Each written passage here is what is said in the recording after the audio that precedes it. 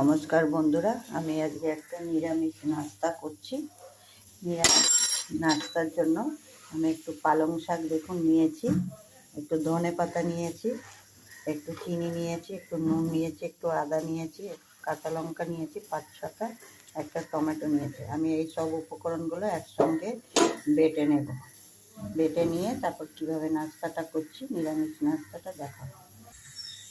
আমি দেখুন ওই নাস্তাটা করার জন্য আমি এখানে 3 কাপ সুজি নিয়েছি, সেটা 2 কাপ জল দিয়ে ভিজিয়ে রেখেছিলাম। দিয়ে দেখুন এখন এটা সুজিটা একটু সেট হয়ে গেছে। দিয়ে আমি এর মধ্যে সেই দেখালাম যেইগুলো উপকরণগুলো, সেই পেস্টগুলো আমি এর মধ্যে দিয়ে দেবো।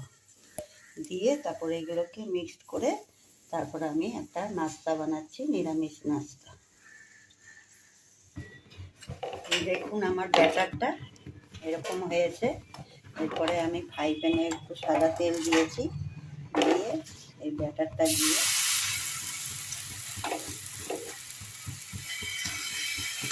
ঢাকা দিয়ে গোল করে দেবো। দিয়ে নাস্তাটা খেতে এর সাথে আমি একটা চাটনিও বানাবো ধনে পাতা আর টমেটো দিয়ে।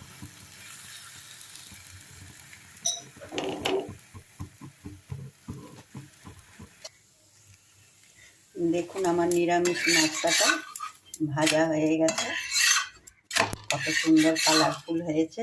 বাচ্চারাদের দিলে এগুলো নাস্তাগুলো করে নিয়েছি। এরপর আমি একটা চাটনি বানাচ্ছি। চাটনিটা কি দিয়ে করছি,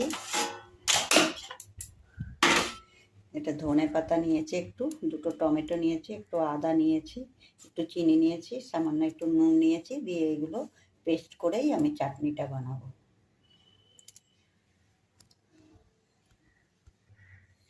দেখুন নিরামিষ নাস্তা আর চাটনি, সুজি দিয়ে বানানো হলো, পালং শাক দিয়ে, সবই তো দেখালাম উপকরণ।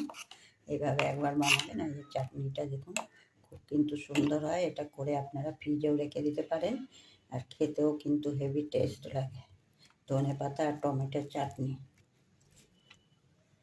এর মধ্যে একটু গোলমরিচের গুঁড়োও দিতে পারেন। আমি তো বেশি ঝাল দিইনি, ঝাল খেতে চায় না আমাদের ঘরে, ওই জন্য আমি একটাই লঙ্কা দিয়েছি। আপনারা চাইলে আর একটু বেশিও দিতে পারেন। এখানে আমার ভিডিওটা শেষ করলাম। যদি পছন্দ হয় লাইক, শেয়ার, সাবস্ক্রাইব করবেন।